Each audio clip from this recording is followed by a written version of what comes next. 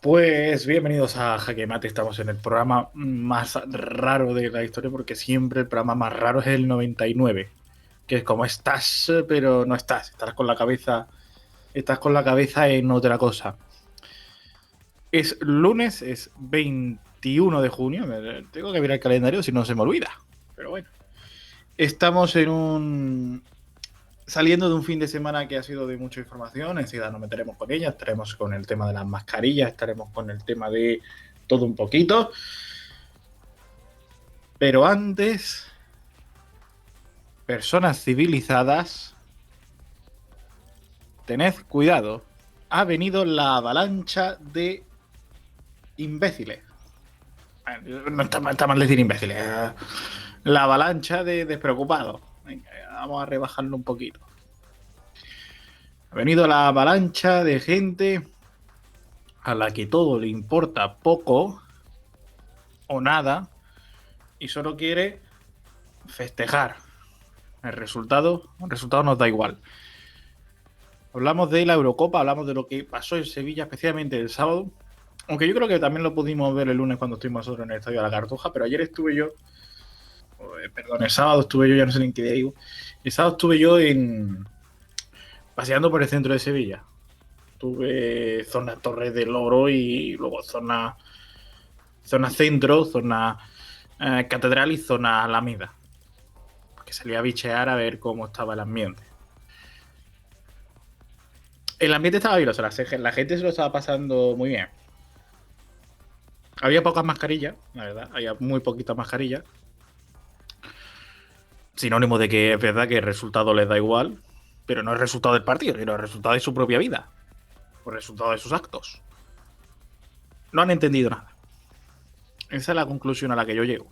Después de más de un año y 3 meses de pandemia aquí en España, de vivir en una vida que no es vida, existir pero no existir, no han entendido nada.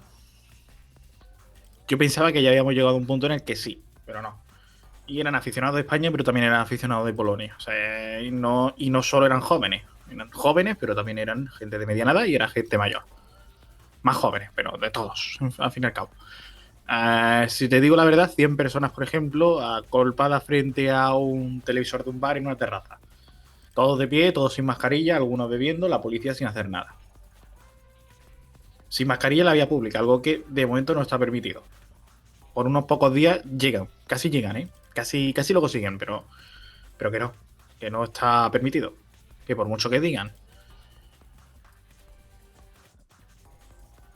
ya no sabes qué hacer. O sea, ya no sabes cómo actuar, qué entender, cabrearte mucho, porque no entiendes nada. No, yo no lo entiendo, o sea, probablemente mucha de esa gente ha perdido un familiar por coronavirus y probablemente mucha gente haya incluso pasado ya el coronavirus, algunos estarán hasta vacunados. Y no lo entiendes. Ganaremos la Eurocopa, pero es que las neuronas las hemos perdido ya. Que tampoco sé si es lo mejor que ganemos la Eurocopa. Estamos así en fase de grupo, imagínate lo que puede ser en la final. El despiporre colectivo en un momento en el que ya no será obligatoria la mascarilla en la calle. Luego nos pasaremos el verano encerrado y diremos, oh, ¿qué hemos hecho mal? El gobierno. Nos mata el gobierno. Nos mata Andalucía, el gobierno de Andalucía. O nos mata la oposición. No, querido, te matas tú solo. El gobierno podrá tomar medidas que te gustarán o que no, y que tendrán más sentido, que tendrán menos sentido, pero si consideras que agolparte con 100 personas o más en un espacio muy reducido, por mucho que esté al aire libre, pero espacio muy reducido, sin distancia de seguridad, a beber y a toser y a gritar y a todo, si mañana das positivo en el test de COVID, pues tampoco te asustes. O sea, es que ibas buscando. ¿Qué ibas buscando? Sin duda no hemos entendido nada. No lo hemos entendido. Yo para esto, y ahora entiendo a Bilbao, para esto hubiera preferido que no se hubiera hecho la Eurocopa en España, no se hubiera hecho la Eurocopa en Sevilla, o que se hubiera hecho sin permitir desplazamientos de aficionados. Esto no da igual. El dinero no está por encima de la salud, por mucho que la gente diga. O no debe estar por encima de la salud. Porque si no pasan cosas como esta. Pero bueno, ya empezó y cabreado. Bueno, bienvenidos a Jaque Mate. Tenemos un programa cargado de cosas. Vamos a analizar el partido de Lugo de España. Este sábado jugó bien, tuvo oportunidades, remató las oportunidades, cosa que también era complicada. Darle sentido a la oportunidad era complicado. Así que jugó bien. Luego tenemos tema de que se cancelan las mascarillas. Al aire libre no va a ser obligatorio a partir de este sábado. Y tenemos temas de la actualidad. Tenemos muchos temas de la actualidad. La ley trans puede realidad la próxima semana. Los indultos pueden que sean realidad mañana. Con apoyo del presidente de la COE, bueno, apoyo a medias, apoyo sí pero no, y apoyo de los obispos catalanes. Así que eso enseguida nos vamos a meter en Jaque Mate a analizarlo. Y tenemos entrevista con Juanjo Ramón, portavoz de la plataforma de afectados por la hipoteca, a raíz de lo ocurrido la semana pasada, que contábamos ya en el programa de jueves, sobre esta persona que se suicidaba cuando iba a ser desociada en Barcelona. Así que todo esto va a conformar el Jaque Mate de hoy. Programa cargadito. Quédate de verdad, que empezamos.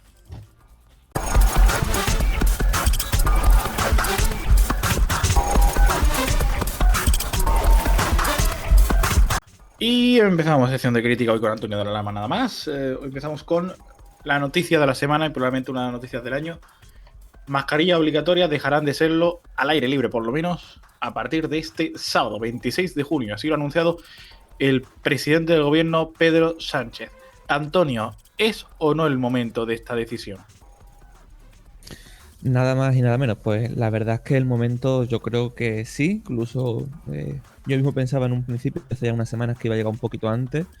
Pero la verdad es que tiene bastante sentido tal y como va el avance de la vacunación y la situación más relajada que tenemos ahora con el verano. O sea, que es buen momento. Hombre, yo creo que, obviamente, partiendo de que esto se basa en unos criterios científicos, pero sí me parece que si se cumple esas bases es un buen momento. Y no tiene un poco miedo, de, bueno, ahora que vienen aglomeraciones, por ejemplo, si España va pasando de ronda a la Eurocopa, que es lo que hablábamos antes, pero vienen aglomeraciones en muchos sentidos, en muchas situaciones, viene una semi-manifestación del orgullo en la que no todo el mundo va a ser igual de civilizado. ¿No tienes miedo a que esto pueda desatar algún brote? ¿O puedan desatar brotes en estos grandes eventos multitudinarios?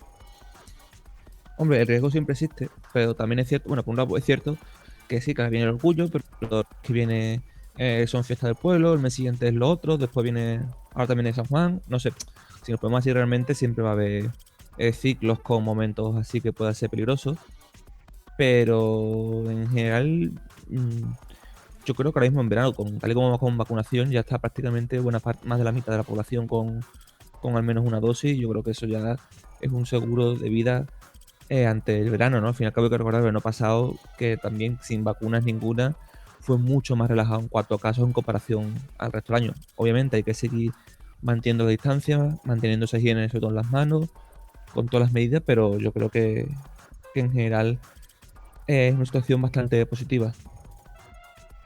Y bueno, Antonio, ¿cómo ves la situación de España en el COVID? Con una incidencia acumulada por menos de 100 casos por cada 100.000 habitantes, la vacunación que avanza a buen ritmo, parece que llegamos ya al 50% de personas con la primera dosis. ¿Cómo ves a España en situación con la pandemia? Bueno, obviamente es muy barato, como decía, de ese menos de 100, pero hay que entender que mientras estemos por encima de 25 sigue siendo una situación peligrosa. O sea, es mucho mejor de lo que hemos vivido, pero es que hemos estado viviendo en un límite bastante alto, con lo cual todavía queda mucho para bajar para poder decir que estamos seguros. Pero como decía antes, yo creo que ya empezamos a entrar en esa zona sumando todas las variables en las que se pueden más o menos quitar la mascarilla, que de hecho, bueno, es algo que también se ha quitado en otros países hace ya tiempo. Y yo creo que en España, pese a todo, llega el momento de hacerlo también. Pues muy bien. Vamos a pasar de noticia futurible a noticia futurible. Porque mañana el Consejo de Ministros tiene previsto aprobar los indultos a los presos del Procés. Una decisión que, como todos sabemos, está generando bastante polémica, bastante debate, bastante controversia. A esa controversia se han sumado primero el presidente de la COE, Antonio Garamendi, la patronal de los empresarios, que primero dijo que lo apoyaba y luego como que rectificaba, se echaba para atrás. Y también se han sumado los obispos catalanes que sí se muestran a favor de estos indultos a los presos independentistas. ¿Quién está en contra? La derecha llamada autodenominada constitucionalista, PP, Ciudadanos y Vox. Están en contra, protestaron la semana pasada, como todos sabemos, en la Plaza de Colón de Madrid. Hoy Pedro Sánchez viaja a Barcelona, viaja al Liceu para presentar su plan para el futuro de España, para el futuro de toda España. Y las aguas andan revueltas en la relación primero entre PSOE con el resto de partidos nacionales y PSOE, bueno, y Unidas Podemos también, en relación con el independentismo, que no se termina de fiar del gobierno central. Así que, Antonio, ¿cómo ves la situación en el mapa político con estos indultos? Bueno, creo que es significativo su apoyo, ¿no? Tanto de la patronal española como catalana, de la Iglesia, de otras instituciones. Yo creo que es significativo a la hora de ver que claramente esto va para adelante y que se van a acabar aprobando, ¿no? De hecho, Pedro Sánchez ya ha anunciado que lo quiere hacer antes de finalizar el mes y al Congreso a llevar el tema. Cuando existe este apoyo por parte de, digamos, elementos exteriores de la sociedad, es cuando uno ve que efectivamente va para adelante. También tenemos incluso un documento favorable del Consejo de Europa. Y bueno, yo creo que, como decía, creo que era el de la patronal catalana, todo lo que vaya a favor del diálogo es bienvenido, en principio. Y yo en ese sentido entiendo que estos indultos entran dentro de ese plan, ¿no? Entran dentro de ese momento de intentar descongestionar esta situación y, en cierta manera, incluso desarmar al discurso independentista, ¿no? De esa España malvada, esa España que fastidia, que evita el diálogo, desarmar ese discurso. ¿Y esto crees que va a potenciar el independentismo, que se va a ver como el ganador, o va a potenciar al gobierno que va a intentar efectivamente maniobrar para acabar con la teoría independentista y con la acción independentista? Bueno, claramente a nivel nacional va a ser un golpe duro para el gobierno, y eso ya mucho se ha visto y ya se vio también un poco en la manifestación de Colón. A corto plazo va a ser un golpe duro, a largo plazo dependerá de cómo se haga la jugada.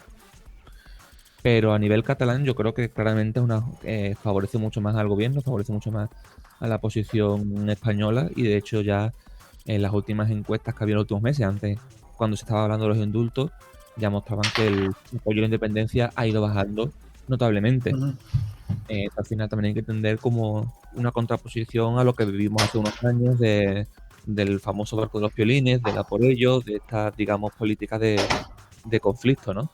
Entonces, ahora mismo la verdad es que el apoyo a la independencia está bajando y de hecho está por debajo del 50%. Y seguramente con los indultos baje todavía más. A ver. Bueno, claro, aquí se entra en un debate si se debe indultar o no a quienes han cometido, al fin y al cabo, y por eso están condenados, quienes se presentaron a la justicia, un delito. Otra cosa es si votar en un referéndum debe ser un delito o no, pero lo cierto es que al fin y al cabo esa teoría de la persecución judicial queda un poco desarmada, porque al fin y al cabo la Constitución y las leyes de nuestro país recogen que es un delito. Es decir, la teoría independentista de nos persiguen, el mensaje, la proclama independentista de nos persiguen, queda un poco desarmado, o ha quedado un poco desarmado. Ya quedó un poco desarmado cuando se constató que era un delito en realidad, y ahora más todavía. Sí, bueno, o sea, delito ha habido desde el momento, para empezar, en el que se han utilizado las instituciones de la Generalitat de Cataluña para hacer un referéndum que no se podía hacer. Pero obviamente el debate que ha habido desde el primer momento con el tema de sedición es obviamente con el tema de la violencia. No, al no existir violencia no se puede realmente hablar de sedición. Por eso también una de las cosas que se ha defendido y que, como decía antes, la principal tesis del Consejo de Europa es que aunque ha habido delito, aunque haga falta algún tipo de sanción, este tipo de sanciones que se han impuesto son completamente desproporcionadas. Y es verdad, el delito de sedición está pensado para eventos como, por ejemplo, el golpe de Estado del 23F o algún tipo de movimiento así de tipo violento, no para un referéndum ilegal. ¿Y debe ser delito votar? ¿Debe ser perseguido? ¿Debe ser ilegal un referéndum de autodeterminación? Hombre, la pregunta yo entiendo que nunca es el qué, sino el cómo. Entiendo que de primera votar nunca debe ser delito, el cómo ya es otro tema. Y yo creo que realmente votar no debería ser delito. Lo que pasa es que en este caso es lo que venía antes. Se han utilizado una serie de instituciones, una serie de bases de datos, una serie de recursos que están protegidos para este referéndum que no estaba, digamos, reconocido como tal. En ese sentido, realmente lo ilegal no es votar, lo ilegal es utilizar ciertos recursos de manera fraudulenta. Porque aquí, al fin y al cabo, está utilizando datos privados de manera bastante irregular. Está básicamente yendo contra todas las leyes de protección de datos. También, aparte, también podemos discutir sobre la total falta de seguridad en la manera que se hizo, con las acusaciones de que se podía votar en varios otra vez, etcétera, etcétera. O sea, digamos que no tiene tampoco los mínimos de seguridad, ¿no? Pero obviamente también se utilizó ese referéndum para intentar evitar que cualquier tipo de votación sea posible, lo cual yo creo que también es un error. En cualquier momento se tiene que plantear el poder votar determinadas cuestiones, como de hecho está recogido en la Constitución, que es una medida perfectamente legal acudir al referéndum. Cambiando de tema, un 20,3% de los españoles creen que Ceuta y Melilla van a ser marroquíes en 20-25 años. Y además, un 42% de los encuestados por el CIS de la población española que representan creen que la inmigración es excesiva en nuestro país. Antonio.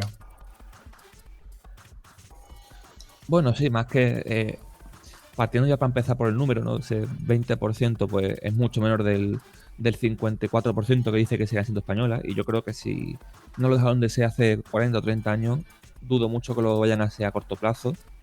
Porque precisamente ahora más que nunca, Ceuta y Soto Melilla, hay mucha más población de la que había antes y con lo cual ya es mucho más difícil que ocurra. De eso también, en contraposición a este 20%, bueno, es mucho mayor todavía al 75% el de españoles que piensan que es una ciudad tan española como pueda ser Málaga o la Coruña.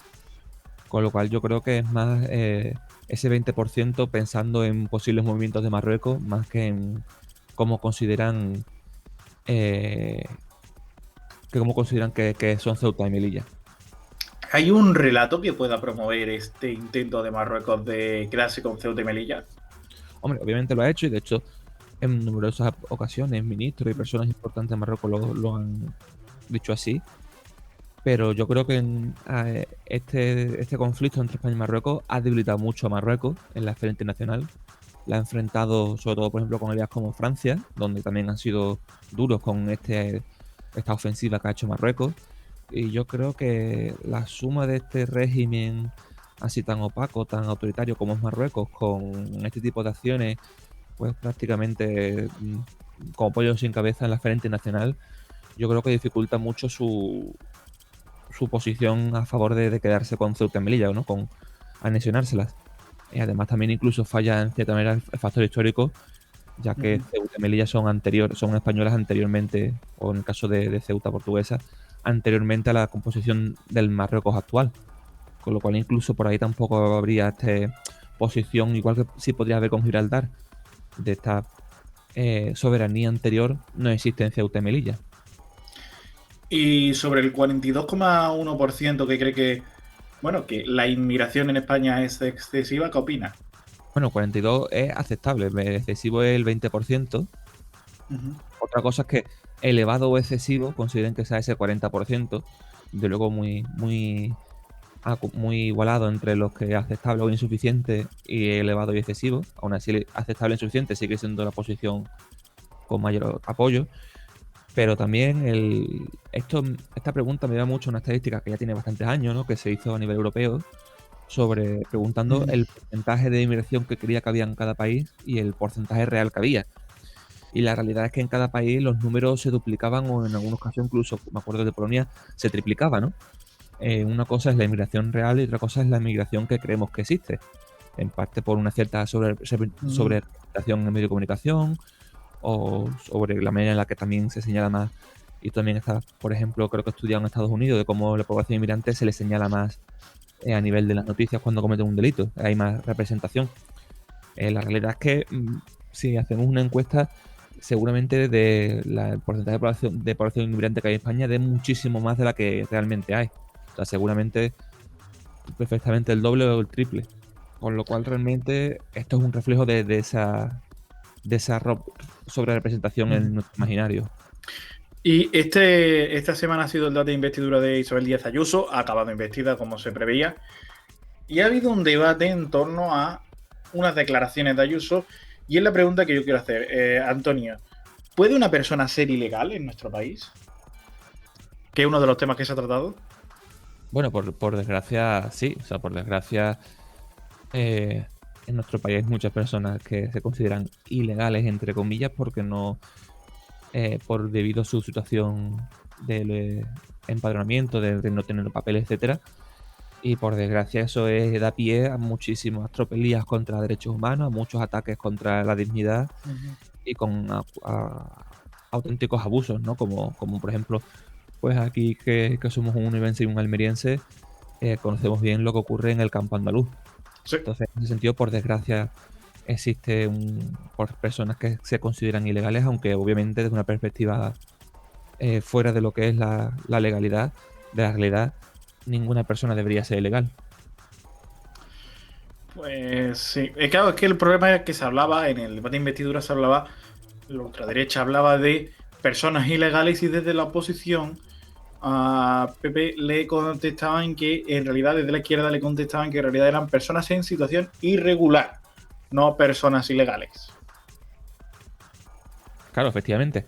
El problema es eso, que al existir esa figura, vamos, al fin y al cabo, son dos maneras de referirse al mismo hecho, no, o sea que la realidad es la que es, da igual que lo llames de una forma o de otra, pero ese es el problema, ¿no? Que además sobre todo desde una parte del Congreso y del hemiciclo de cada región se hace referencia en ese sentido, también sobre todo en la Asamblea de Madrid, teniendo en cuenta al diputado de Podemos, Seriñe, al que también se le acusó, ¿no? También incluso de, de ser un criminal, básicamente. Exactamente. Bueno, Antonio, hacemos un alto aquí en el programa porque tenemos una entrevista muy interesante.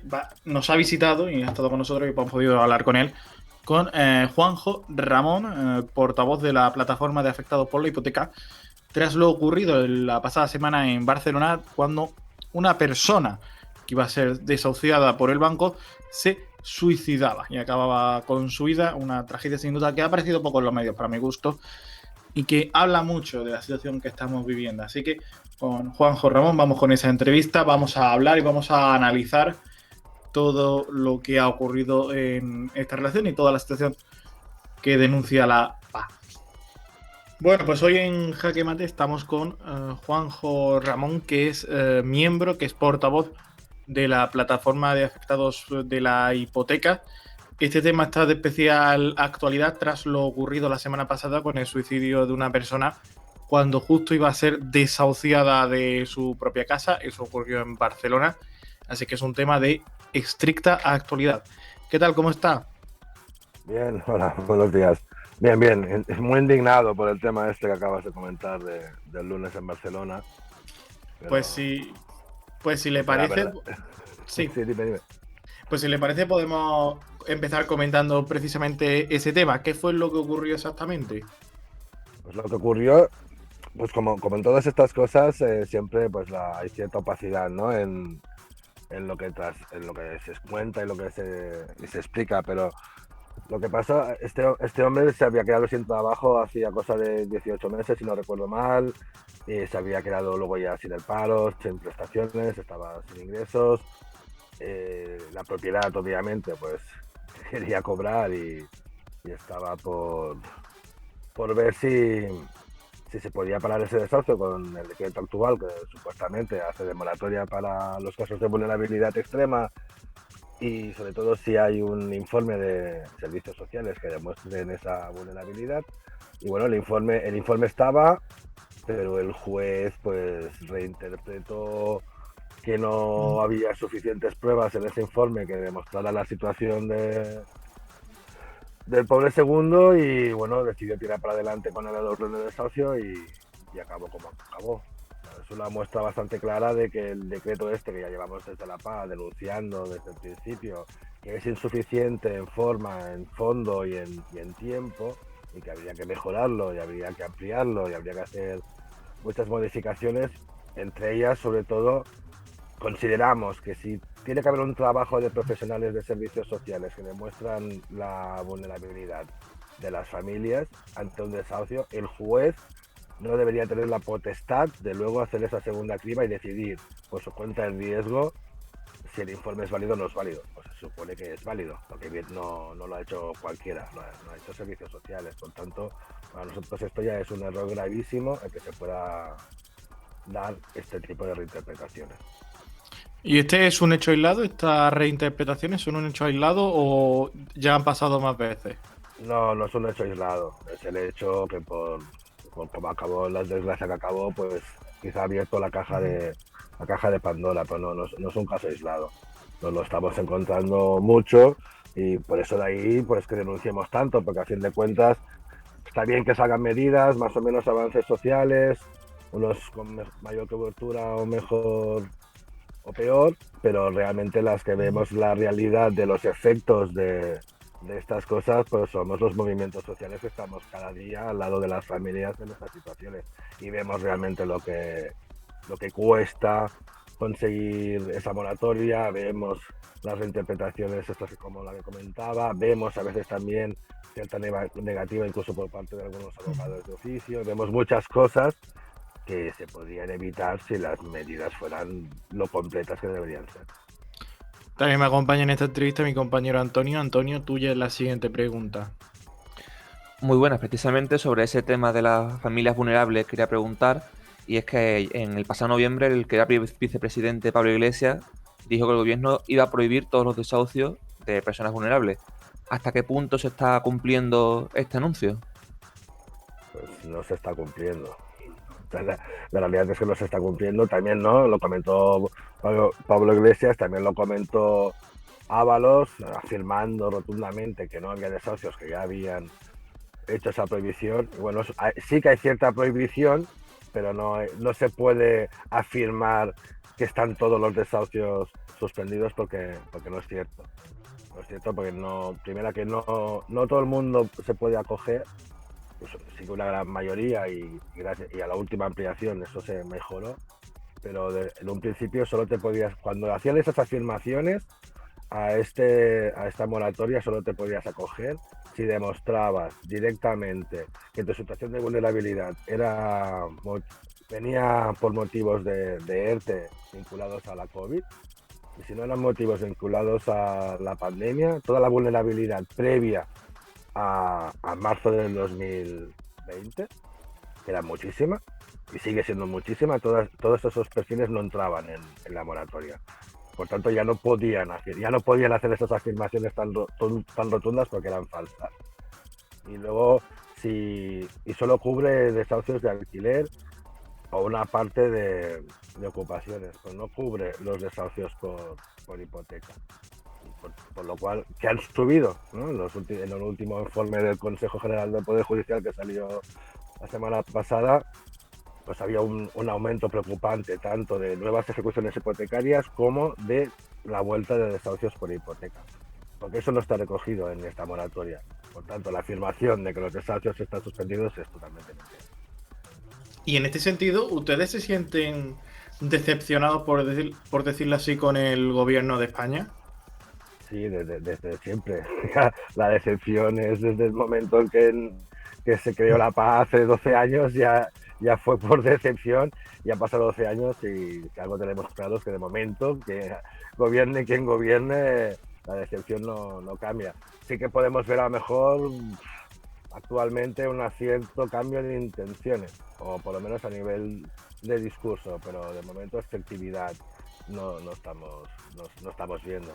Sí que es un avance esta moratoria, a pesar de todas sus carencias, es la primera vez que por lo menos se está haciendo algo para, si no acabar con los desahucios, por lo menos frenarlos, pero ya es un avance, pero es un avance chiquito, necesitamos mucho más para decir, no, ya no estamos decepcionadas, estamos contentas, creo que eso va a tardar si es que llega algún día. ¿Y creen que si cambia el gobierno, cambia el color de gobierno, esta moratoria se puede revertir? ¿Todo esto que ustedes dicen que es un primer avance se puede revertir? Revertir en el sentido de volver para atrás. Sí. Eso siempre, perdona, eso siempre está ahí, una muestra clara de si cambia el color del gobierno, si interpreto que sería un cambio de gobierno, dejar este gobierno supuestamente progresista y de izquierdas, volviésemos a pasar a un gobierno de derechas. Si estos avances no quedan ya muy bien ligados, se quedarán en nada, porque la experiencia también nos lo demuestra. Estamos viendo constantemente cómo a nivel autonómico van saliendo leyes mucho más garantistas que las leyes que tenemos a nivel estatal, y se está haciendo así, en parte, porque siempre que, por lo menos en la experiencia de la paz, siempre que hemos intentado presentar una ley, una ILP o cualquier medida de mejora en el Congreso, siempre nos dicen que las competencias de vivienda las llevan las comunidades autónomas. Bueno, pues ahí fue cuando empezamos como cambio de estrategia, sin olvidar los cambios estatales, pues vamos a atacar a las comunidades autónomas y vamos a conseguir ahí avances, y se han conseguido avances, pero cada avance que se hace en una comunidad autónoma, luego llega el gobierno del PP, y sobre todo ahora mismo en Murcia, que está el PP, está gobernando el PP, Ciudadanos y Vox, o en la Comunidad de Madrid, o la propia Andalucía, ¿no?, que también está gobernando la derecha. Esos avances o no avanzan, o lo que hacen es poner las famosas suspensiones al Tribunal Supremo como por anticonstitucionales, el hecho de que se esté defendiendo el derecho a la vivienda. Y luego llega el Tribunal Constitucional y acaba suspendiendo esas leyes, ¿no? Como estamos ahora también en el tema de la regulación de precios en Cataluña, o como pasó en su momento con la ILP de Murcia, la ley valenciana, la 24-2015, el decreto que también se suspendió a principios de este año. Esto, no sé si te estoy contestando a la pregunta, pero... Sí. Vale, o sea, porque tenemos ahí todas las pruebas de que si la izquierda o la supuesta izquierda puede tener cierta voluntad, aunque no acabe de ser efectiva, la derecha voluntad no tiene ninguna más que seguir protegiendo exclusivamente el poder financiero, la banca, los fondos buitre y el derecho a la propiedad de alguna. Antonio. Hace apenas 10 días afirmabais en un comunicado que lo peor está por venir. ¿A qué nos estamos enfrentando? Sí, esta afirmación la hacemos porque, como comentaba hace un momento, o sea, todos los desahucios que hemos estado viendo durante el 2020 y durante la pandemia, ¿no?, que sí que es verdad que de marzo a junio no hubo desahucios porque no había actividad judicial, pero luego en junio reabrieron los juzgados y los desahucios siguieron habiendo. No en tanta cantidad, porque la moratoria esta más o menos va frenando lo peor. Pero todos esos desahucios que hemos estado viendo hasta ahora en el último año y pico, era de esas familias vulnerables que no estaban protegidas por el decreto actual. Los efectos de la crisis sanitaria, esta nueva crisis económica que está ahí y es palpable, y bueno, volvemos a estar en tasas de paro enormes, y no hace falta que os cuente todo eso. Es ahora cuando se va a empezar a ver en desahucios los efectos de esta crisis producida por la pandemia. Aún no lo hemos visto. Hemos visto un poquito ya, porque este último informe que comentaba sobre desahucios, si el primer trimestre del 2020, que no había ningún tipo de protección, acaba con menos desahucios que el primer trimestre de 2020, que hay una medida de protección como es la moratoria, esto ya es una muestra clara en números de que lo peor está por venir.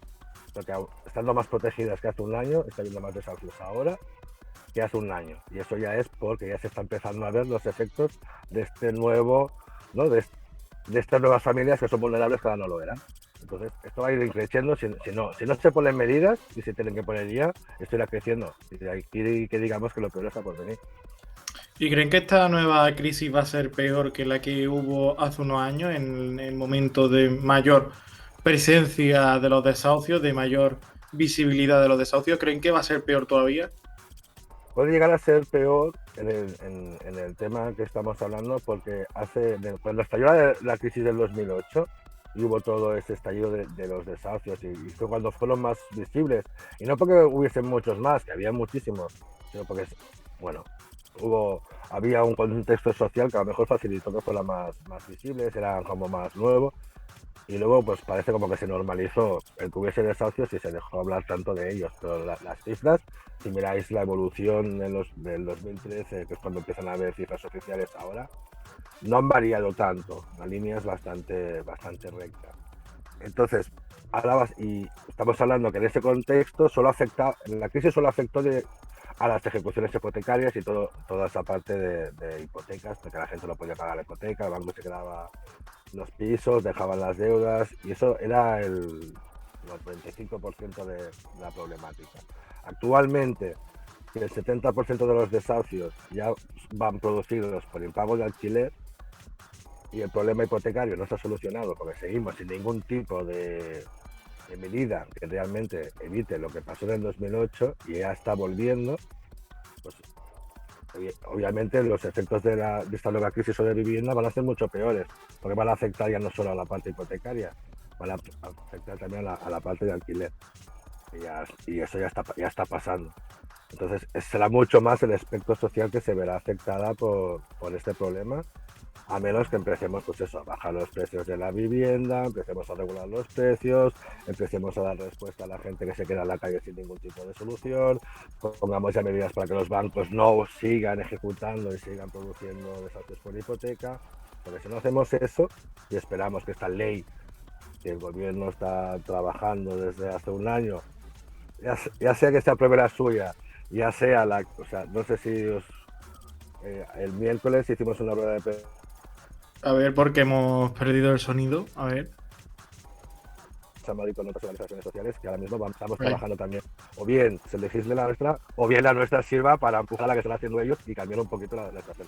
Porque si esta ley no sale como tendría que ser, obviamente los efectos van a ser devastadores. Antonio. Y también la otra parte que, digamos, ha sido las movilizaciones que se tuvo en aquellos años, ¿no? Entre 2010 y 2014.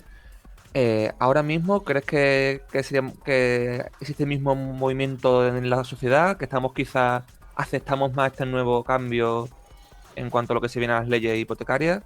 ¿Cómo ves, de cara a este futuro tan incierto, la movilización de la gente?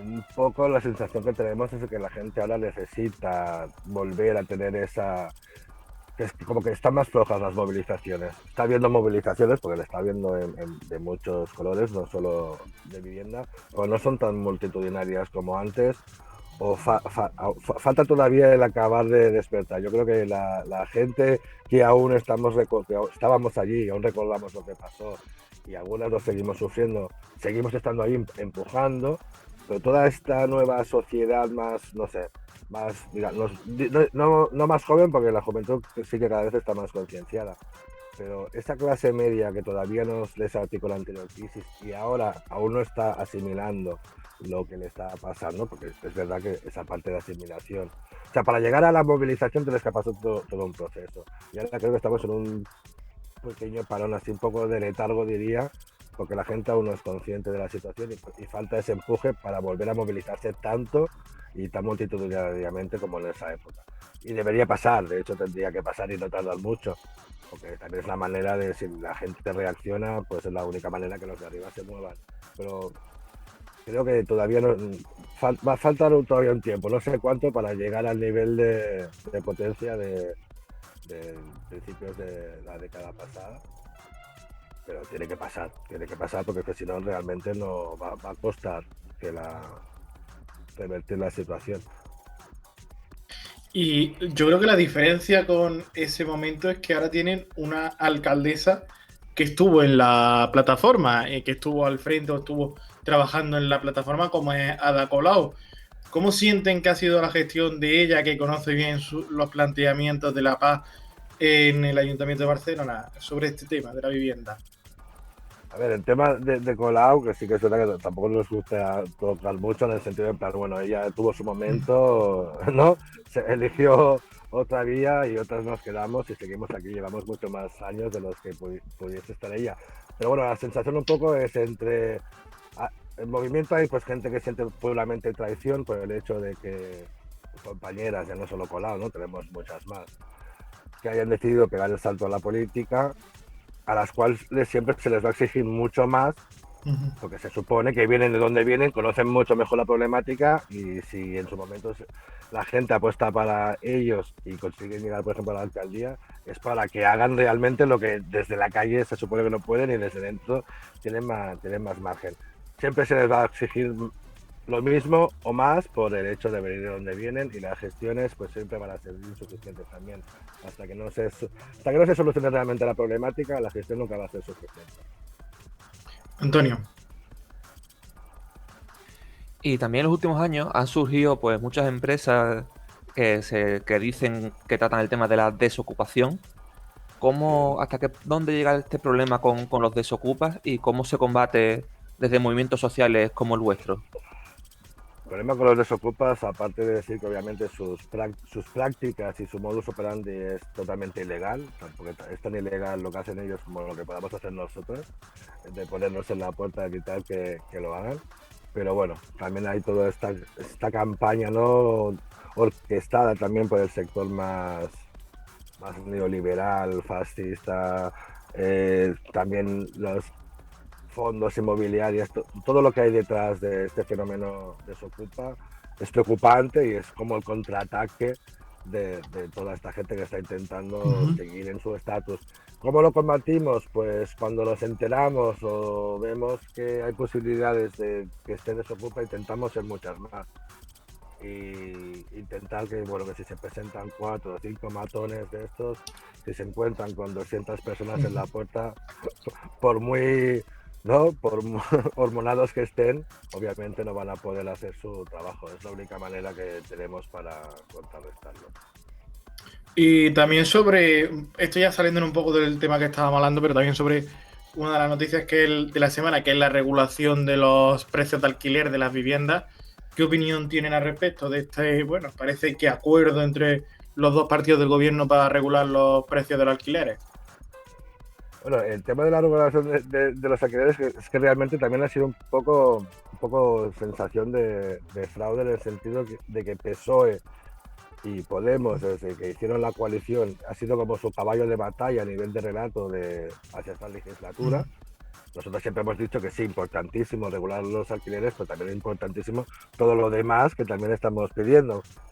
Pero bueno, entonces no puedes tener ese caballo de batalla en un gobierno estatal y que por el camino se consiga una regulación de alquileres autonómica como es la catalana, a la cual el PSC ya no votó a favor, se abstuvo, que ahora, una vez más, el PP quiera suspender esta medida y el PSOE acepte el mero hecho de que el hecho de que si el PP dice que es anticonstitucional, tienen que respetar eso y llevarlo igualmente al tribunal.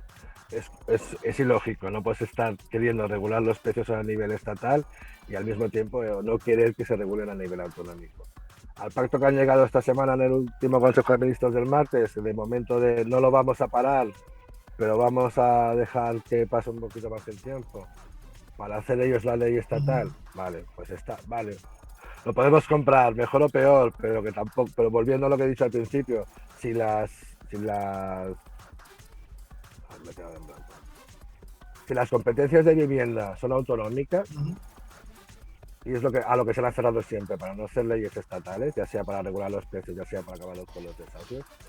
Obviamente, desde el gobierno central tiene que haber una serie de medidas que fuercen a que las medidas autonómicas prosperen y que si hay avances y nuevas leyes, como en este caso la regulación de precios, lo que tiene que hacer el gobierno estatal no es suspenderlas, es blindarlas para que no se puedan suspender a nivel autonómico. Tienen que garantizar que eso sea efectivo en todas las comunidades autónomas. No lo que está pasando ahora mismo, con el discurso de no, es que es injusto que en Cataluña haya esto y en el resto no. Por lo tanto, como es injusto y la Constitución todas somos iguales, pues vamos a suspender las leyes catalanas. ¿Y qué tal si lo hacemos al revés? ¿No? En lugar de suspender las autonómicas, ampliémoslas y extendámoslas a todo el Estado, y entonces ahí sí que seremos todas más felices y contentas y seremos todas más iguales. Es una retórica perversa la que están usando. De momento vamos a ver qué pasa con la catalana y esperemos que se haga efectiva la que están prometiendo desde hace ya tanto tiempo. Pero bueno, de momento son pactos políticos que también les va muy bien. Una frase que utilizo bastante es que quizá tendrían que dejar de hacer política con la vivienda y centrarse más en hacer realidad las políticas de vivienda que nos hacen falta. Porque la están usando demasiado vivienda para utilizarla para intereses políticos. Antonio, una última pregunta. Bueno, ya pues para terminar, si alguna persona que está escuchando este programa de repente cree que debe colaborar con La Paz, ¿cómo puede hacerlo? Pues para poder colaborar con la paz, ya sea porque tienes un problema y necesitas ayuda, ya sea porque realmente no sientes que puedes colaborar en algo y siempre manos siempre nos van a hacer falta. Ahí tenemos la web afectadosporlahipoteca.com y ahí una de las primeras cosas que se ve es la pestaña Contacta con nosotras y ahí sale un listado de todas las PAS que hay por todo el estado, con sus correos, sus teléfonos, sus redes sociales. Y bueno, pues es cuestión de ir a la web general, buscarla para que te pille más cerca y acercarte los días de asamblea y empezar ya, pues ya sea a nivel afectado, ya sea a nivel colaborador, activista y tal, pues el método es ese, buscar la hora de asamblea, acercarse, no hace falta cita previa, no hace falta nada más, simplemente ir y empezar a hablar, participar de la asamblea y para adelante. Y de hecho, a raíz del desahucio de este lunes, un mensaje que también queremos dejar en todos lados y cuando tenemos ocasiones como la de hoy, de que no podemos permitir que la gente se quite la vida por esa sensación de desesperación y soledad, tanto un problema como este. Porque este hombre, si hubiese estado en la PA o cualquier otro colectivo de vivienda, porque no somos muchos, ¿no? Ese hombre no se hubiese tirado por la ventana seguro. Porque solo con la fuerza, el cariño, el apoyo mutuo que hay en estos espacios y el hecho de que no hubiese estado solo el día del desahucio, seguiría vivo. Entonces queremos también pedir que la gente a la que vea que tiene un problema o incluso que preveas que lo puedas tener, porque a veces esperamos demasiado, que se acerquen a las asambleas de la PA o si no hay PA en su población, pues hay un sindicato de inquilinas o cualquier oficina de barrio, que se acerquen y que busquen ese apoyo colectivo para poder seguir sobreviviendo. Porque mientras la falta de valentía política está quitando vidas, la fuerza de la gente las está salvando. Pues nos quedamos con esa frase. Juanjo Ramón, portavoz de la plataforma de afectados por la hipoteca, muchas gracias por estar con nosotros. Mucha suerte en todas sus reivindicaciones. Muchas gracias a vosotros por darnos voz. Pues un saludo. Y tras esa entrevista a Juanjo Ramón, seguimos analizando cosas, seguimos analizando temas de la actualidad de esta semana aquí en Jaque Mate. Empezamos de nuevo con la bandera LGTB que no se va a colocar, que no se va a izar, que no se va a lucir por este orgullo en el Ayuntamiento de Madrid. José Manuel Luis Martínez de Almeida lo anunciaba esta semana, aduce más una obligación que una voluntad real, aunque de los 3 orgullos que va a dirigir Almeida, o que lleva dirigidos a Almeida, 2019, 2020, 2021, solo la colocó en 2019 y en un lateral, ni siquiera en el centro, como hacía Manuela Carmena o hacían alcaldes predecesores. Polémica y más polémica por esta decisión de Almeida de no lucir la bandera del orgullo, la bandera que representa la libertad y la igualdad del colectivo en este orgullo, Antonio. Sí, desde luego, basándose, digamos, en un tecnicismo como es, digamos, la jurisprudencia del Tribunal Supremo que dijo en su momento que nada más que pueden ondear las banderas oficiales, basándose, digamos, en ese tecnicismo, que obviamente el resto de ayuntamientos y los mismos tribunales no van a intervenir ahí, pues supuestamente basándose en eso no colocará de nuevo la bandera en el ayuntamiento, aunque sí ha anunciado que en su defecto proyectará unas luces en algún momento. Y aquí en cierta manera pues está contradiciendo lo que dijo su número 2, Begoña Villacís, que sí dijo que estaban planteándose colocar esa bandera, pero rápidamente el alcalde pues decidió decir que no, que eso al final no iba a ocurrir. Pues sí. Terrible. Bueno, ¿tú crees que esto es apoyar las tesis de Vox, que están en contra de la celebración del orgullo? ¿Crees que esto es apoyar las tesis de Vox sobre el orgullo? O sea, venderse a Vox, básicamente, que es lo que se ha denunciado. Entiendo que no, realmente. O sea, esto no viene a ser otra cosa que, en todo caso, venderse las tesis del propio PP. No es, digamos, un cambio de pensamiento, sino es un acto coherente con lo que suele ser el PP y con lo que ha sido, pues, siempre, ¿no? Creo que en ese sentido, pues, se sobredimensiona a veces la influencia de Vox, pero realmente no es muy diferente a lo que ha hecho otras veces. Si bien es cierto que ahora con ese empuje que tiene Vox y con esa gran presencia, pues digamos que el PP ha virado a sus posiciones que tenía hace unos años en vez de las que venía siguiendo en los últimos años, pues digamos más cercano, incluso llegándose a presentarse con obviamente abucheos en las manifestaciones del orgullo. Te recuerdo aquella polémica del año que Ciudadanos fue, por ejemplo, a la manifestación del orgullo y acabó en un escrache. Fue además creo que de los últimos orgullos prepandemia, no sé si el último o el antepenúltimo, pero con polémica, la verdad. Y hablando sobre derechos del colectivo LGTB, tenemos que hablar también de lo ocurrido en Hungría, que como sabéis ha prohibido hablar de todo tema que tenga que ver con la homosexualidad o en definitiva con el colectivo LGTB, desde películas, sesiones educativas en la escuela, todo lo que tenga que ver con ese tema desaparece de la vida pública, se oculta, se margina, se esconde en un país de la Unión Europea. Von der Leyen dice, estamos preocupados, pero no hace tampoco nada por evitarlo, más allá del discurso de nos preocupa. Hungría contra el colectivo LGTB, Europa gira la cabeza, Antonio.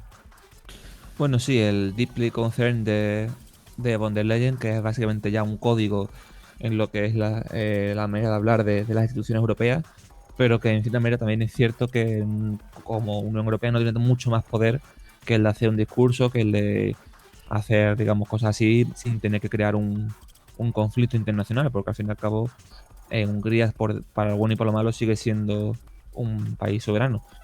En este sentido, pues una ley completamente horrible y que va en la línea de otras cosas que ha ido haciendo en los últimos años, como era, por ejemplo, pues incluir en la Constitución literalmente que el matrimonio es una unión únicamente formada por un hombre y una mujer, la declaración de Cristo como rey de Hungría hace unos años, o numerosos ataques contra la comunidad LGBT. En ese sentido, pues es una ley completamente horrible, como decías, ¿no? Que básicamente elimina cualquier tipo de presencia de diversidad y de hecho, pues básicamente hace que todo contenido que dé a entender la más mínima diversidad se considera por lo pronto contenido para mayores de 18, ya que entiende que los niños no pueden ser expuestos a ese tipo de realidad. Y además en esa misma ley incluye varias leyes contra la pedofilia, en cierta manera dando a entender la pedofilia como una parte dentro de la comunidad. Entonces, por tanto, es algo completamente horrible. En contraposición a eso, tenemos también la declaración de un desfile en el Día del Orgullo en Varsovia, que en Polonia también, otro país con muchísimo... con unas leyes muy parecidas y que desde luego van a hacer tanto Polonia como Hungría un desfile en ataque contra sus propios gobiernos, en contra de esta ola de represión y de derogación de derechos. Nuestro apoyo evidente a la comunidad LGTB de ambos países y todos los países en los que no se respeta lo que es al fin y al cabo un derecho humano y lo que es al fin y al cabo la libertad. Es una vergüenza. Es una auténtica vergüenza. Se nos queda una Unión Europea bonita para contar. Bien, pero bueno.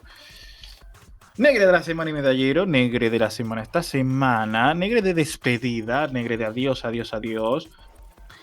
censuró Radio Televisión Española el programa Discópolis. Discópolis es un programa mítico de Radio 3 de José Miguel López. El viernes se despidió de sus emisiones diarias y el propio director denunció en su cuenta de Twitter que la emisora pública había borrado sus programas de los últimos más de 10 años, 13 años, aunque el programa llevaba en emisión desde 1987. Desaparecieron los programas de repente. Por cierto, Radio 3 obliga a jubilarse también a Disco Grande de Julio Ruiz, del histórico Julio Ruiz, y El Séptimo Vicio, el programa de cine de Javier Tolentino. Una emisora que ya lleva años perdiendo figuras importantes, y estas figuras en concreto parece que no querían retirarse, sino que están retiradas a la fuerza.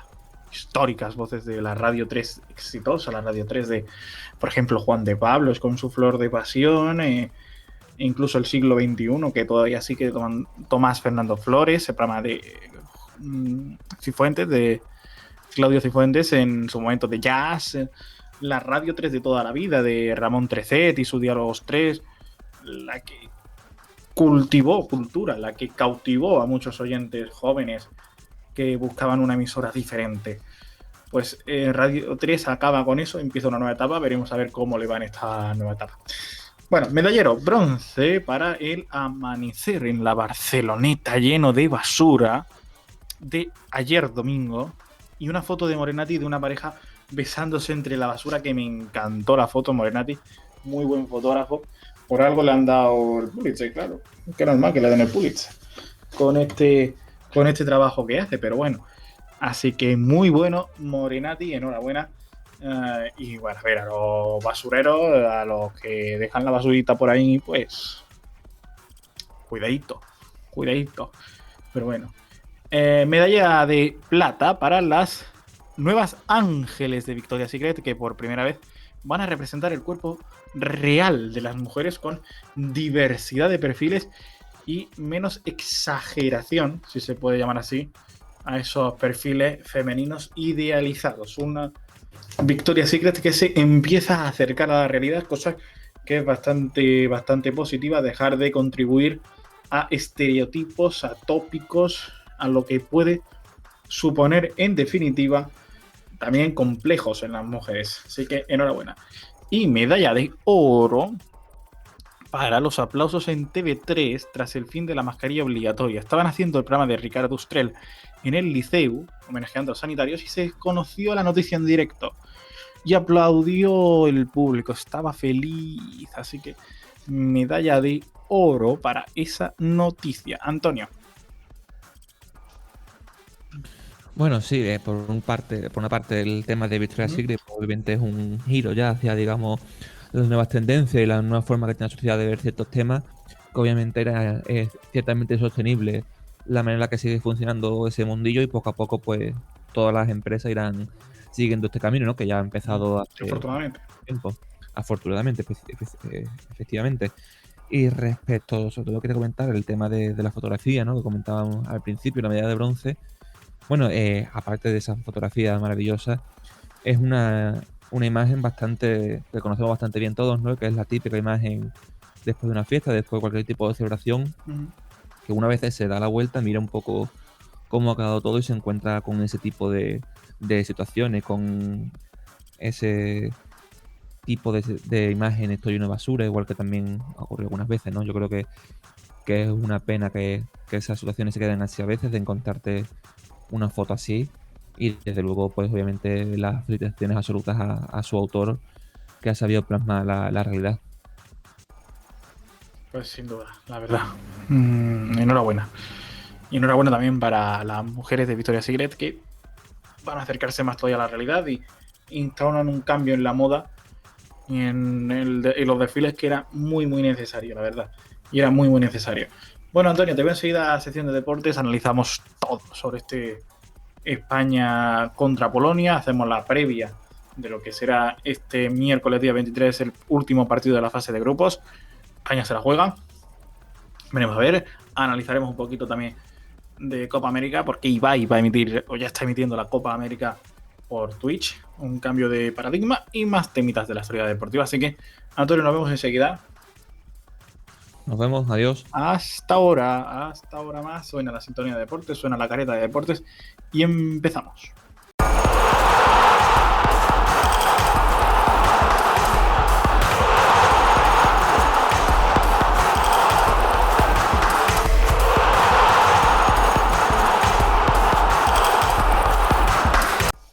Bueno, pues sección de la Eurocopa, sección del análisis de los partidos del torneo. Del jueves lo dejamos con esperanzas para España y yo no sé para qué coño tenemos esperanzas. Porque otra vez ridículo, aunque es verdad que esta vez Morata ha hecho algo por la vida. Ya, también hubiera sido un desastre que no hubiera hecho nada, pero bueno. España, otra vez empate. Ilusiona menos, Bueno, ilusiona poquito, la verdad, pero bueno, así que nada, estamos a punto de entrar ya hemos entrado en la última fase de partidos chungos de la fase de grupos y ya el sábado empezaremos con los octavos de final. Y Romero tiene ilusión por hablar, así que Romero, ¿cómo viste a España? bueno, la Dale. verdad que decepcionante una vez más. Creo que Luis Enrique o no da con la tecla o no da a entender el cambio que necesita España. Creo que si en el primer partido contra Suecia las cosas no funcionaron por X razones, creo que hay que cambiarlo en el segundo partido y prácticamente solo hizo un cambio.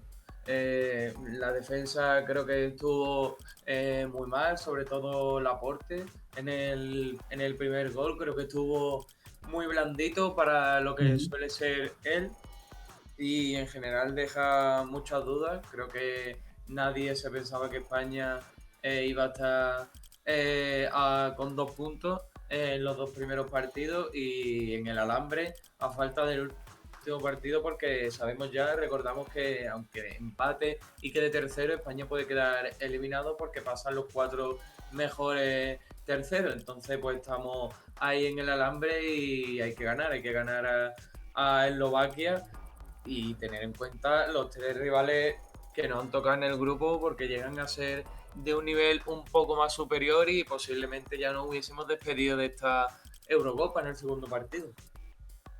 A esta hora está España clasificada para los octavos de final, con el resultado que está y con la posición que tiene en la tabla. A esta hora está clasificada para octavos. Bueno, a ver, ahora mismo España está tercera con 2 puntos y sí estaría clasificada porque pasan los 3 primeros, pero habría que ver los puntos del resto de terceros del otro grupo.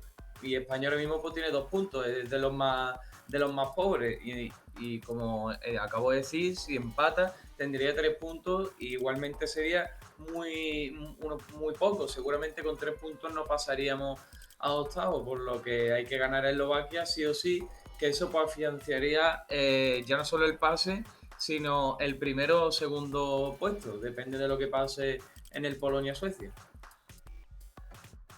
Con Antonio y Ángela, más análisis del partido. Antonio, Ángela, hola. Hola Carlos, ¿qué tal? Dale tú, Antonio. Dale ahí, Antonio. Pues, como decía Romero, este partido hay que ganarlo sí o sí, porque un empate casi seguro que no va a valer. De hecho, en España, como les preguntabas antes, es la quinta mejor tercera de 6 selecciones, con lo cual aunque tendría que haber una carambola de derrotas para que con 3 puntos España pasara adelante. Así que la única alternativa es ganar a Eslovaquia, que eso sí nos colocaría clasificados 100% seguro, y ya dependiendo del resultado del Polonia-Suecia como primeros o segundos. En términos generales, la selección pues no ha conseguido funcionar bien en ataque en esta Eurocopa. Es cierto que ha tenido muy buenos partidos, con mucha posesión, llegando incluso bastante a portería, más que lo que hemos conocido de la selección en los últimos años, ¿no? Que le costaba muchísimo tirar puertas. Ahora está siendo capaz de tirar puertas, pero no está siendo capaz de meter goles, y ahí es donde está el problema, el olfato de gol. Y por eso es quizás un problema muy grave, porque no es algo que se pueda entrenar, sino que es algo que tiene mucho que ver con la mentalidad, con el olfato de aquel momento y con el estado de forma durante el torneo. Con lo cual, pues veremos si conseguimos ganar Eslovaquia y a partir de ahí ir hacia arriba un poquito más grande, ¿no? También comentamos antes que tampoco sería la primera vez que ocurra algo así. Si recordamos la última Eurocopa con Portugal, que también tuvo una fase de grupo completamente catastrófica y al final acabó ganando la Eurocopa. Pues sí, un poco el análisis sigue la línea de lo que estáis comentando, ¿no? Yo me quedo un poco con la reflexión primero que ha hecho Romero, en el que parece ser que Luis Enrique no da con la tecla, o efectivamente es tan tosudo que no se da cuenta que España no plantea ningún problema a sus rivales, porque Polonia estaba muy cómoda y Suecia jugó a lo que quería, que era ponerlo el autobús atrás, como se suele decir, y bloquear todas las posibles alternativas de nuestra selección, que efectivamente, pues según han analizado algunos periodistas y algunos medios de comunicación, les falta desborde, les falta efectivamente el gol, porque Morata ya está contrastado y efectivamente no es el culpable, pero bueno, como es el delantero y es el que tiene que materializar las ocasiones del equipo, no lo está consiguiendo. De hecho, el gol contra Polonia fue bastante dudoso hasta que el VAR no lo dio como válido, pues ni él no estaba ni plenamente ni convencido de que eso fuera, de que hubiera sido gol legal. Por lo tanto, la situación de España es bastante complicada porque Eslovaquia, cuidado, porque nuestro grupo sí, evidentemente no tiene mucho nombre, salvo Polonia con Lewandowski, que yo creo que de nuestro grupo es la selección más completa, o por lo menos que tiene más nombre. Pero el perfil sigue siendo lo mismo. El perfil son selecciones complicadas y duras, que presionan mucho, que saben perfectamente que España le bloquea el medio campo y no tiene alternativa, porque volvemos a ver a Marcos Llorente de lateral, cuando eso es frustrar y cargarte a un jugador con tanto potencial. No sé, la clasificación de España está bastante complicada y sobre todo lo más preocupante es la actitud de los jugadores. Luis Enrique, pues bueno, hacía referencia a este partido contra Eslovaquia como un match ball, pero tiene que plantearlo como un verdadero match ball y hacer cambios que tengan que ver con ese objetivo, porque España evidentemente no era favorita porque está en un proceso de construcción, pero tampoco puede dar esa imagen de cara al resto de selecciones, que ya hemos visto que cualquiera puede dar la sorpresa. Y de Morata, que fue el autor del gol de España, ¿qué me decís? Bueno, fue algo ya mejor, viene de un pase de Gerard Moreno que venía siendo como la esperanza de España, en el que todo el mundo pedía que entrase en lugar de él. Y bueno, sí que hizo mejor partido, creo que apareció mejor en el área, pero claro, como dice Ángel, al 9 de la selección siempre se le va a pedir mucho más de lo que hace, y sobre todo en el penalti que falla Gerard Moreno, creo que se le culpa más incluso a Morata de fallar después a puerta vacía que al propio Gerard. Así que bueno, Morata, espero que contra Eslovaquia pues se pueda reivindicar ya con más goles, con un buen partido, y espero que podamos ya pues estar en octavo y con más tranquilidad. Claro, pero es que esto al final es una muestra más de esta especie de discurso contra Morata que se ha creado, que sin querer tampoco sea ahora aquí el defensor de Morata. Precisamente en ese penalti, Morata es el que tiene menos culpa, porque al fin y al cabo es un balón de rebote que te encuentra en el pie y que casi no puede ni colocarse para tirar. En todo caso, hay el fallo del que ha tirado el penalti, que lo ha tirado al palo. Entonces, yo creo que Morata a veces es verdad que está haciendo, no está haciendo lo que tiene que ser para la selección, pero yo creo que a veces se le trata demasiado duro, ¿no? Al final el partido hizo lo que tenía que hacer, que era pelear balones como hace siempre, metió el gol, llegó un par de veces, y la verdad es que yo creo que funcionó, y yo creo que también fue interesante demostrar que efectivamente, y es una cosa que yo he defendido siempre, Morata no es un delantero para tener como único punta, sino es un delantero que es muy útil con otro punta al lado, con otro delantero, como puede ser en este caso Gerard Moreno, porque es un jugador que pelea muy bien, que crea espacio, que es capaz también de dejar balones o de dar pases, etcétera, pero que él solo no es capaz de meter goles, no es un jugador como puede ser, por ejemplo, Lewandowski en Polonia. Sí, yo Así creo que en el penalti él que no tiene ninguna culpa porque, como dice, venía de un rebote y eso él no se lo esperaba, pero claro, el 9 de la selección, donde está faltando el gol, y está claro que las críticas van ahí al 9, al delantero titular, y siempre van ahí a Morata, y lo que falle él pues es lo que se le va a acusar, no tanto a Gerard Moreno, porque entre comillas él el suplente, aunque también debería ser el titular. sí, debería ser titular, pero jamás yo me acuerdo al principio del partido con una jugada, un pase atrás de Gerard Moreno, que se lo da directamente a un jugador polaco que monta una contra, que es como esa primera opción de Polonia que casi mete gol.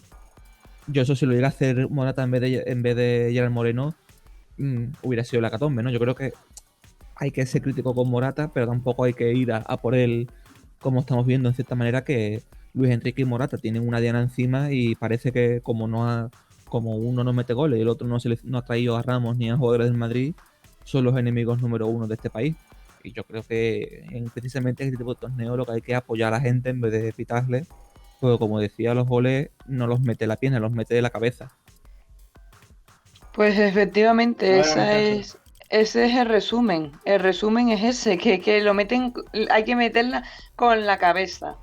Y efectivamente España no está plenamente convencida. La actitud de los jugadores cuando salen del hotel da, da sensaciones de que no se creen el proyecto. Es que no se sabe que juega España, no se sabe cuál es el once inicial.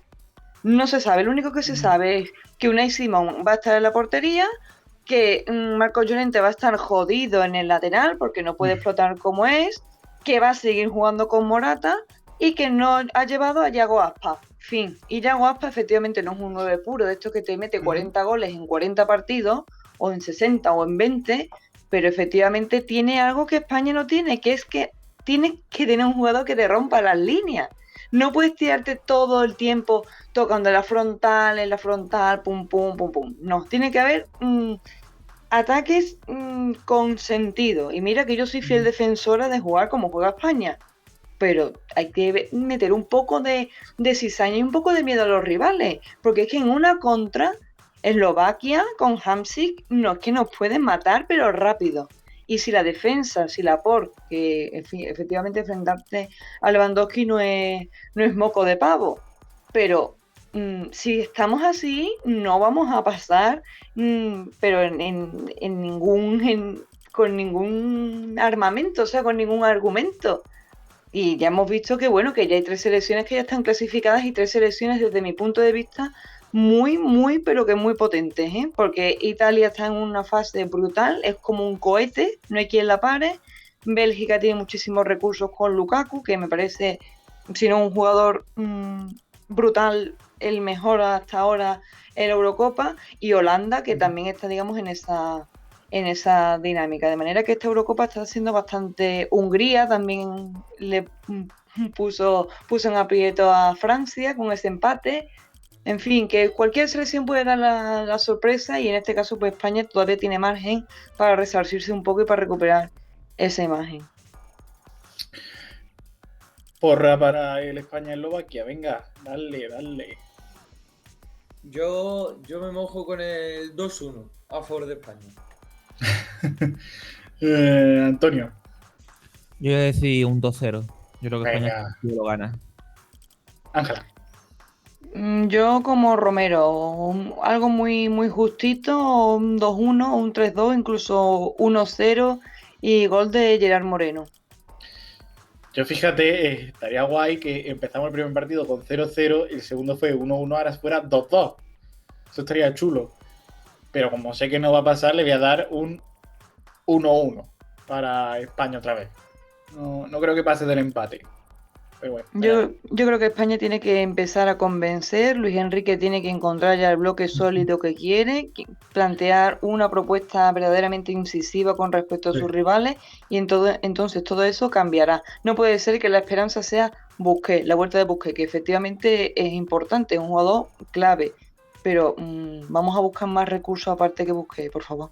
El problema es que no ha encontrado el bloque que tú dices, o por lo menos no funciona. Está claro que la entrada de Busquets, que damos por hecho que el miércoles jugará, le va a dar más sentido y más equilibrio, porque a Rodri en el partido y sobre todo en la segunda parte lo vi muy perdido, y un jugador como Busquets, el capitán, creo que va a ser de gran utilidad en el centro del campo. Veremos quién lo acompaña, porque también no sé si estaréis de acuerdo, pero a Pedri le noté muy cansado. Yo creo y espero que haga cambio, porque ya hemos visto que en 2 partidos, 2 empates, no ha funcionado lo que hay y algo debería tocar. No sé si va a cambiar el sistema, el 4-3-3, no sé si va a pasar a 3 defensas, un 3-5-2, no sé qué va a hacer, pero yo desde luego apostaría por un cambio. Creo que es lo necesario, y aunque sea algo novedoso, se la tiene que jugar, porque estamos a un partido de quedar fuera de la Eurocopa. Sí, desde luego, además Pedri yo creo que Para mí fue un poco una sorpresa que jugara los 180 minutos, porque yo creo que, aunque tiene muchísima calidad, es un poco joven para ser titular indiscutible en un campeonato así de este nivel. Y no sé, seguramente tendrá que investigar un poco. Ya hemos hablado antes de Marcos Llorente, ¿no? De lateral. Pues quizá tendrá que plantearse otra posición en lateral y poner a Marcos Llorente en la posición en la que juega ahora Pedri, que es donde mejor puede despuntar. Yo aquí no sé cómo está al final de forma, cómo ha llegado Adama Traoré a la convocatoria, porque podría ser precisamente tanto una formación de un 3-5-2 como incluso ahora con el 4-3-3. Podría ser interesante colocarlo de lateral con ese recorrido que tiene y sobre todo si coloca a Gerard Moreno que se mete hacia adentro para dejarle toda la banda libre para que pueda correr y despuntar, ¿no? Yo creo que eso sería bastante interesante probar alguna alternativa para por lo menos tener otro puñal más como es Jordi Alba en la izquierda, que yo creo que es el origen en la mayor parte del ataque de España. Pues claro que sí, de resto de partidos, el jueves se jugó el Ucrania 2, Macedonia del Norte 1, el Dinamarca 1, Bélgica 2, el Países Bajos 2, Austria 0, y el viernes fue turno del Suecia 1, Eslovaquia 0, Croacia 1, República Checa 1, Inglaterra 0, Escocia 0, ya el sábado Hungría 1, Francia 1, Portugal 2, Alemania 4 y el partido de España. Ayer de domingo, se jugó el Italia 1, Gales 0 y el Suiza 3, Turquía 1. Para hoy tenemos menú doble a las 6 de la tarde y a las 9 de la noche. A las 6 de la tarde, Ucrania, Austria y Macedonia del Norte, Países Bajos. Y a las 9 de la noche, Rusia, Dinamarca y Finlandia, Bélgica. Chicos, análisis de estos partidos muy breve, que vamos mal de tiempo ya. Bueno, en el grupo B rápidamente creo que Bélgica es la gran favorita del grupo, va a quedar primera, a menos que haya una sorpresa mayúscula. Y el partido entre Rusia y Dinamarca pues será un partidazo porque Dinamarca tiene 0 puntos y la victoria pues le puede incluir en esos octavos de finales. Y por la parte del grupo C, creo que al igual que con Bélgica, Países Bajos va a ser el líder de este grupo. Y lo mismo que he dicho en el otro, Macedonia tiene 0 puntos e intentará luchar por conseguir esa victoria que le incluya en octavos de final. Antonio, Sí. Ángela. Y la posición de Dinamarca quizás tiene como esa puntita de esperanza, ¿no? Que si consigue ganar partido, pues asumiendo que Bélgica gane su partido, se podría colocar incluso como segunda y no tiene que depender de ser entre los mejores terceros, ¿no? Entonces, ahí también pueden ser dos partidos muy interesantes. En el caso del grupo C, quizás, pues con ese país bajo Macedonia será un partido más de trámite, con Macedonia ya pues, prácticamente eliminada, salvo una carambola, y el Ucrania-Austria, que será el que defina quién va segundo, quién va tercero. Yo creo que también va a ser un partido interesante. Sí, pues la verdad que yo creo que el partido más interesante por las propuestas y por cómo están jugando, creo que es muy complicado de decir este sí, este no, porque por ejemplo Rusia está jugando de una manera brutal, contra Finlandia fue un auténtico partidazo, Bélgica, ya dije antes que está muy, muy, muy por encima de algunas, por ejemplo, Italia contra Gales ya ha certificado su pase. Creo que hay partidos que pueden ser considerados de trámite, pero que pueden dejar un juego bastante, bastante vistoso. De hecho, en República Checa e Inglaterra, ahí los ingleses tienen que buscar bastante la supervivencia. Por lo tanto, más allá del grupo de la muerte, con Hungría, Alemania, Francia y Portugal, creo que esta Eurocopa está siendo bastante rica en lo que es en fútbol. Y está dejando muchos jugadores de escaparate muy interesantes. La semana que viene tenemos un programa especial de Orgullo y allí comentaremos toda esta polémica LGTB en la Eurocopa, porque ha habido decisiones a favor y en contra del colectivo, como bien sabéis. Pero vamos mal de tiempo y lo comentaremos la semana que viene en el especial Orgullo. Antes, noticia importante del fin de semana: Rayo Vallecano, nuevo equipo de primera, ganó en el playoff al Girona. Antonio, Ángela, Romero.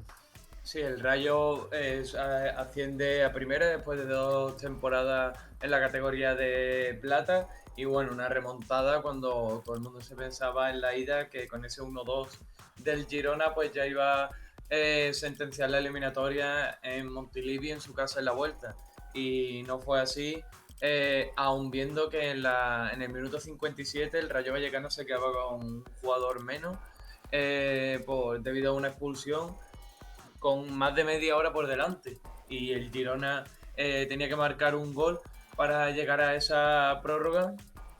Y vimos que el Rayo, con Iraola de entrenador, que tiene mucho mérito, pues consigue ese ascenso en un partido muy luchado.